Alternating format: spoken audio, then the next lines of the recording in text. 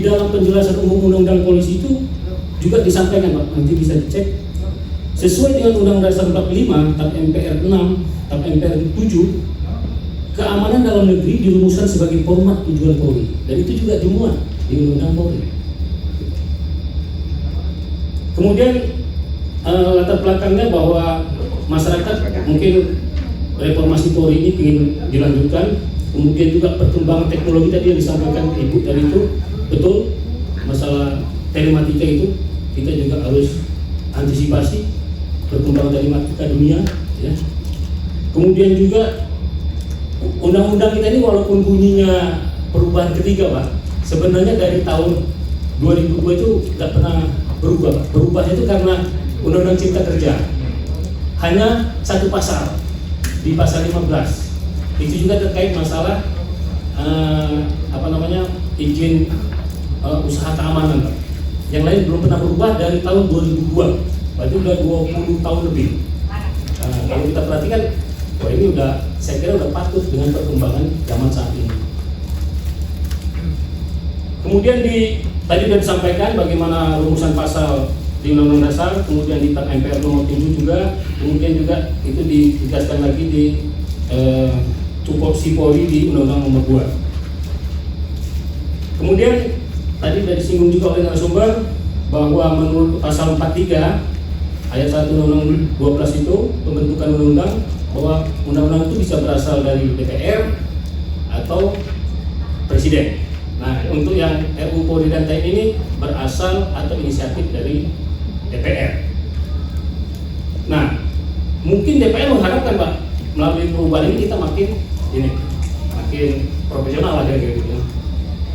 Kemudian kalau kami dengar Pak, mereka juga sudah melakukan uji publik di Yogyakarta dan di Bali, kalau enggak. Kemudian berkonsultasi dengan beberapa ahli termasuk dengan Kompolnas juga sudah dilakukan. Nah, karena ini dari DPR dan mungkin sekarang ini apakah ini sudah sampai di pemerintah, tapi kami melihat dari draft RUU Polri yang disampaikan DPR kepada pemerintah itu sebenarnya nggak ada hal-hal yang baru-baru amat Pak. Masalah penegasan wilayah Pak, kalau kami rincikan ya mungkin masalah penegasan wilayah, penegasan tugas wewenang Polri, kemudian Intelkam, kemudian Almatsus, penyesuaian nomenklatur dari tadinya pegawai negeri sipil menjadi ASN karena mengikuti undang-undang ASN. Kemudian yang baru yang mungkin kami perlindungan jaminan sosial nanti akan kami sampaikan. Kemudian masalah usia pensiun. Nah, terkait dengan teritorial Pak, jadi kalau kita lihat di Undang-Undang Nomor 1 tentang KUHP, Undang-Undang tahun 2023, ya, azas wilayah atau teritorial, yaitu wilayah NKRI, kapal Indonesia atau pesawat udara, tindak pidana di bidang teknologi informasi atau tindak pidana lainnya yang akibatnya dialami atau terjadi di wilayah NKRI. Itu rumusan KUHP, ya, bahasanya teritorial. Kemudian untuk wilayah perwakilan itu saya kira ada di Undang-Undang tentang hubungan luar negeri, ya, wilayah diplomatik. Kemudian pesawat udara yang berbendera Indonesia itu juga ada di Undang-Undang Nomor 1 tahun 2009 tentang penerbangan. Kapal laut berbendera Indonesia itu adalah wilayah negara. Saya kira kita sepakat. Kemudian, nah di sini ada dari draft DPR ini ada ruang cyber. Kami ingin menyampaikan undang-undang cyber ini, undang-undang RUU Polri ini yang terkait dengan cyber ini, mungkin bahasanya baru ini Pak. Mungkin kalau misalnya karena ini kan masih ada proses Pak. Kalau pembentukan undang itu kan masih ada proses dari DPR, nanti pemerintah. Mungkin ada bahasa yang lebih bagus lagi yang kira-kira yang mungkin dimaksudkan oleh usulan DPR ini, yang bisa jadi terjadi nomenklatur itu. Oke. Nah, kemudian kalau kami lihat lagi Pak, bahwa sebenarnya apa yang sudah diatur ini bukan hal yang baru karena sudah kita laksanakan Pak. Sebagai contoh misalnya di bidang proses pidana itu ada putusan MK bahwa kita penetapan tersangka, ya, kemudian masalah tanda pengenal diri kita boleh memeriksa, kemudian menyita dokumen elektronik, itu juga sudah ada di keputusan MK. Artinya itu juga sudah dilaksanakan selama ini. Kemudian sudah ada di undang-undang lain, misalnya masalah penyadapan. Ini sudah banyak kewenangan kita untuk melakukan penyadapan, ya, undang-undang tipikor, undang-undang, pokoknya mungkin narasumber lebih paham lagi. Artinya penyadapan kami ini dalam rangka penegakan hukum,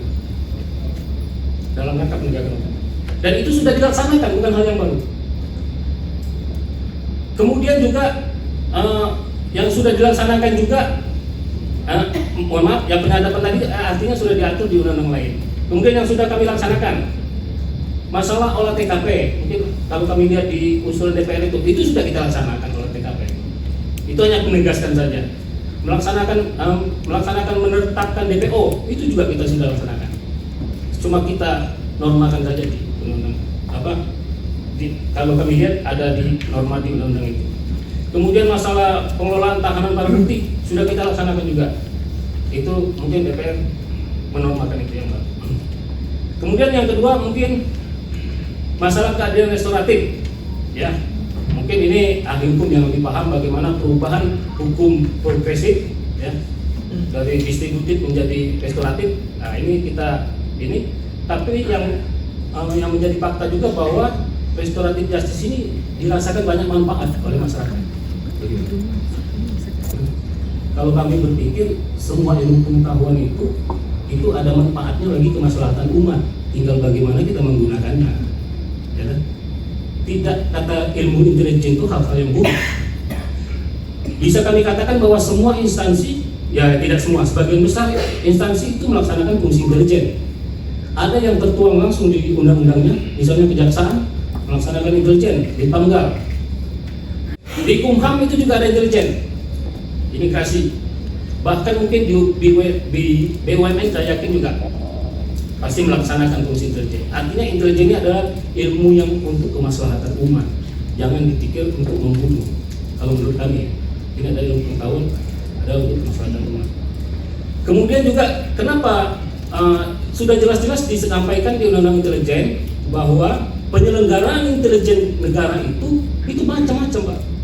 Ada BIN, BAIS, intelijen kejaksaan, intelijen Polri, dan intelijen KL. Nah, kami bagian dari situ, dan kita pasti akan dibawa koordinasi BIN, karena amanat undang-undangnya yang mengkoordinasikan adalah BIN.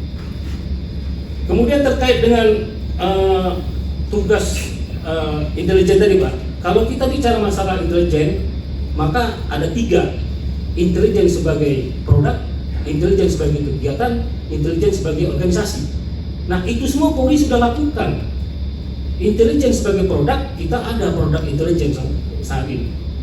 Intelijen sebagai kegiatan, lead Pamgal, di mana-mana juga lead Pamgal.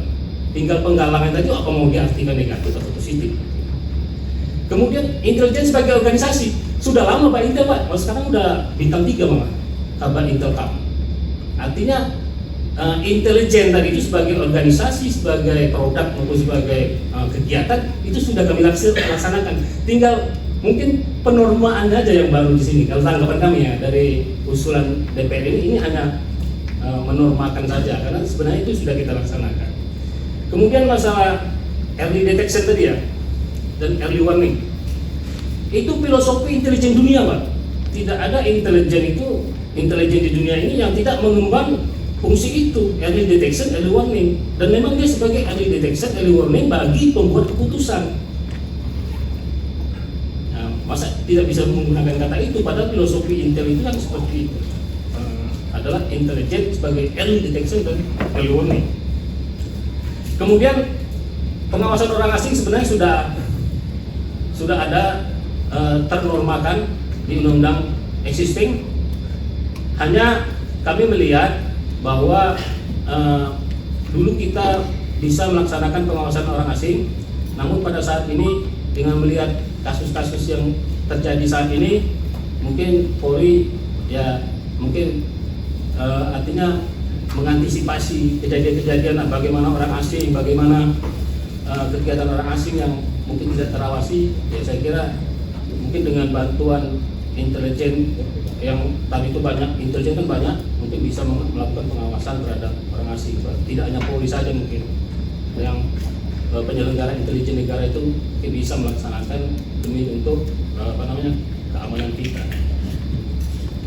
Baik, kemudian masalah Almatsus ini juga sebenarnya sudah kita laksanakan juga, ada juga perkapnya Pak, perkap masalah pengadaan Almatsus Polri itu sudah ini kan. Kemudian di sini kalau kami lihat bahwa memang fungsi Kapolri itu adalah pembina operasional maupun pembina sebagai fungsi pembinaan. Tetapi dengan adanya ada Almatsus tadi itu bahwa Polri bisa melakukan pengadaan Almatsus itu, ini adalah bahwa Kapolri itu tidak hanya bertanggung jawab terhadap pembinaan SDM saja, tetapi juga memastikan ketersediaan sarana dan prasarana keamanan. Jangan pembinaannya saja, tapi bagaimana sarana prasarana yang dibutuhkan. Kemudian masalah nomenklatur ASN tadi sudah kami singgung bahwa menyesuaikan dengan Undang-Undang Nomor 20 bahwa kami tidak lagi menggunakan pegawai negeri Polri, pegawai negeri pada Polri ya, pegawai negeri sipil lah, PNS, tapi ASN. Karena kami ingin mengikuti undang-undang ASN itu, mudah-mudahan nanti juga diharapkan dapat menampung juga P3K kan gitu. Kalau karena ASN juga ada membuka peluang P3K itu, nah kalau kami mengikuti undang-undang ASN ya otomatis nanti Polri juga bisa membuka peluang dari P3K itu. Kita tetap aturan Pak. Ya, mohon izin bahkan terhadap aturan penyandang disabilitas pun ya yang sudah waktunya 2 menit lagi Pak ya. Itu sudah kita laksanakan juga di Polri. Kemudian yang terakhir mungkin yang dibahas adalah masalah ini mungkin baru Pak, masalah perlindungan jaminan sosial. Memang selama ini kami hanya di-cover oleh asuransi itu tentang gugur tewas, tetapi cacat dalam pelaksanaan tugas kami tidak dilindungi. Nah ini yang kami maksud. Kami ada norma di situ, itu bisa kita manfaatkan untuk melakukan perlindungan terhadap anggota Polri yang mungkin cacat dalam bertugas. Kemudian masalah usia, mungkin dinormakan ya undang-undang Polri ini bahwa perbandingan Polri ini memang tidak pernah, mungkin apalagi dengan bonus demografi, perbandingan yang diatur tidak akan pernah tercukupi Pak. Yang katanya PBB menyampaikan 1/500 itu mungkin akan sulit. Nah ini juga bisa sebagai menjawab untuk dampak perkembangan penduduk, bonus demografi Pak. Kemudian kalau kami lihat juga memang WHO itu bahwa usia produktif itu 15 sampai 64 kalau dari WHO. Kemudian kami juga menyesuaikan dengan, mungkin disesuaikan oleh ini sebagai umur aparat penegak hukum, karena jaksa juga kayaknya 60. Kemudian mungkin APH yang lain mungkin. Kemudian di undang-undang ASN itu ada jabatan-jabatan yang bisa 60 tahun, yaitu jabatan yang bisa mengambil keputusan. Dan ini menurut kami sebagaimana dokter kita bahwa kita juga bisa melakukan keputusan atas pertimbangannya sendiri yang diskresi Polri.